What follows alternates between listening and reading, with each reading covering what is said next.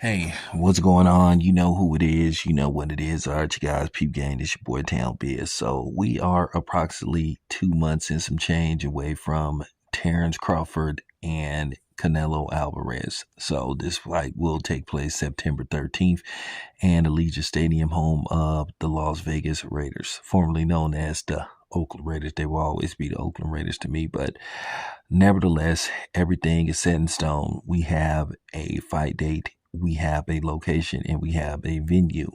September 13th, Las Vegas, Nevada, Allegiant Stadium. So, with that being said, I want to talk about some things going into the fight. Now, many people believe that in all likelihood, Canelo Alvarez will be the favorite to win this fight, as he should be, due to the fact that he is a full-blown super middleweight. Some people call him a lightweight, but I'm going to be honest with you, he hasn't fared very well at lightweight, and I don't think it's too many guys he can beat at lightweight. I'm just keeping it a buck. I think Canelo reached his peak at 168. I think he got lucky. With Sergey Kovalev in a fight that many people believe that the outcome was predetermined. But nevertheless, we'll leave that alone. But he has a fight coming up against Terrence Crawford, where Terrence Crawford officially will be moving up 2 weight classes. Even though he's had one fight at 154, many people don't officially count the fight he had at 154 because basically he hasn't had any other fights post 154. It was sort of like a tester to see how he would fare. At the end of the day, he got the job done. But he's going up 2 additional weight classes to fight Canelo. Even though at the same time, Canelo didn't look very good in his last fight. Canelo looked absolutely terrible versus William Scull. People can sit up there and say William Scull was moving around or whatever the case may be. But with that being said, Canelo just didn't look that good. Now, many people believe that Canelo, in all likelihood, should stop Terrence Crawford. But if you look at Canelo Alvarez hasn't had a knockout in a while. Canelo hasn't had a knockout since the Caleb Plant fight. And he didn't stop Caleb Plant until the 11th round, if I'm not mistaken. And if you watch that fight very carefully, if you really want to get honest, you can make an argument that Canelo was losing that fight. He was getting outboxed, but he caught Caleb Plant. He stopped Caleb Plant, and that's just the bottom line. He won the fight and became undisputed. So, a lot of the concerns with Terrence Crawford is the weight jump.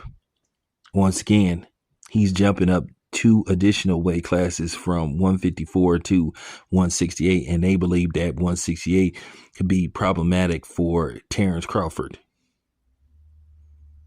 because of him jumping up to 168. But here's the thing. Technically, this is real talk. Technically, Terrence Crawford doesn't have to come in at exactly 168. Anything over 160, that's making weight. If he comes in at 160, he would be considered middleweight. But anything over 160 is headed towards 168 territory. If I'm Terrence Crawford, I wouldn't come in at 168. I might would come in at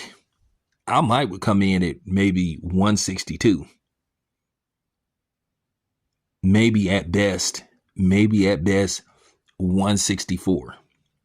So you still could be a little agile on your feet because Terrence Crawford has very good footwork. So he don't want to have cement feet, even though Canelo is known to have cement feet in some of his fights. Canelo doesn't do very well if you are agile and you have good footwork and if you have a good jab. So Terrence Crawford, he has a chance in this fight. At the end of the day, it wouldn't be out of the norm to favor Canelo. It makes all the sense in the world because, this is a weight class he's been campaigning in for the last X amount of years.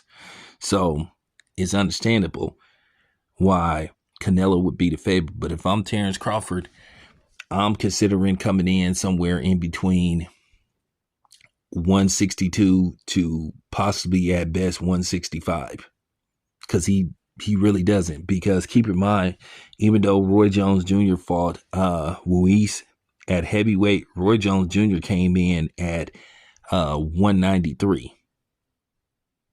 Okay, so technically he was in heavyweight range.